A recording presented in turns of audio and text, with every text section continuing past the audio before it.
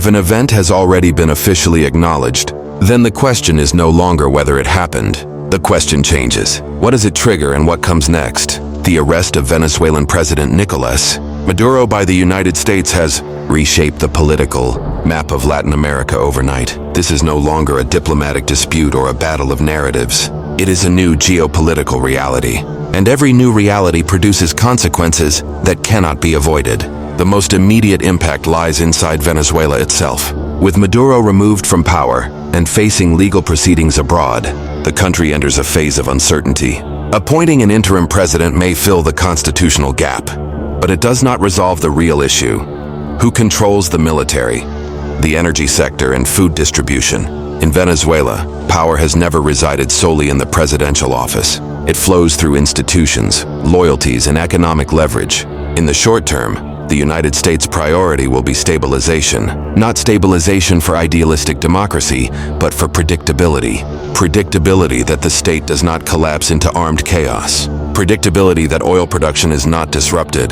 Predictability that no new actor emerges who is harder to influence than the previous one. This is a familiar pattern.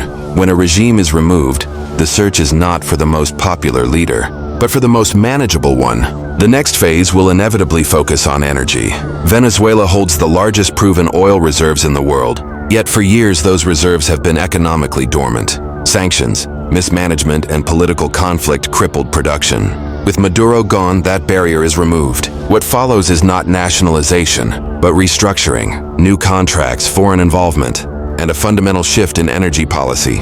This is not a possibility. It is an outcome already in motion. But every structural change creates resistance, and the strongest resistance will not come from the public, but from the old elite networks. Those who benefited from the previous system will not disappear quietly.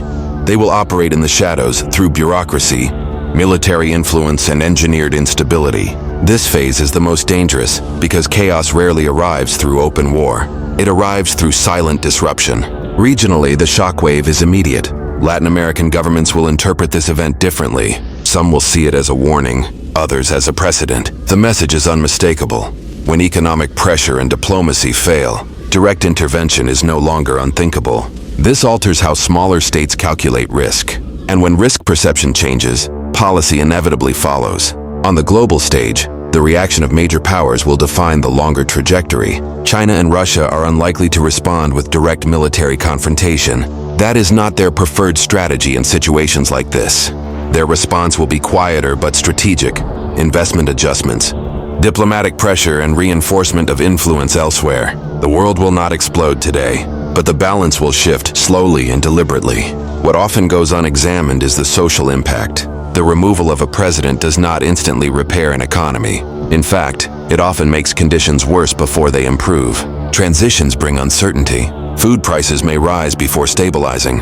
Employment may shrink before recovery begins. And during this phase, public expectations are tested. Is this change real or merely a reshuffling of power under a different banner? This leads to the most sensitive question of all. Does this event establish a new model? Will the direct detention of a sitting head of state become a more openly used tool of foreign policy? The answer is not binary, but one thing is clear. The threshold has shifted. What was once considered extreme has now occurred. In global politics, precedent is more dangerous than weaponry, because precedent creates justification, and justification creates repetition. So what is most likely to happen next? First, Venezuela will enter a prolonged and unstable transition period.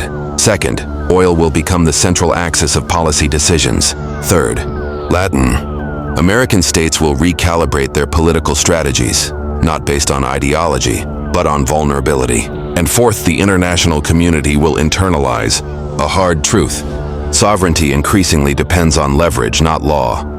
At this point, the discussion must pause, not to rush toward conclusions, but to reframe the question itself, because this may not be about Venezuela, not about Maduro, but about a world entering a new phase where power no longer pressures from the outside, but directly takes control of the center.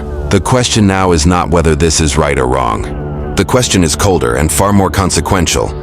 Who will be next to find themselves too weak to resist, and who remains powerful enough to be untouchable? Because in modern geopolitics, the future is rarely shaped by popular consensus. It is shaped by who moves first, and who is prepared to absorb the consequences. And those consequences, as history shows, never stop at one border.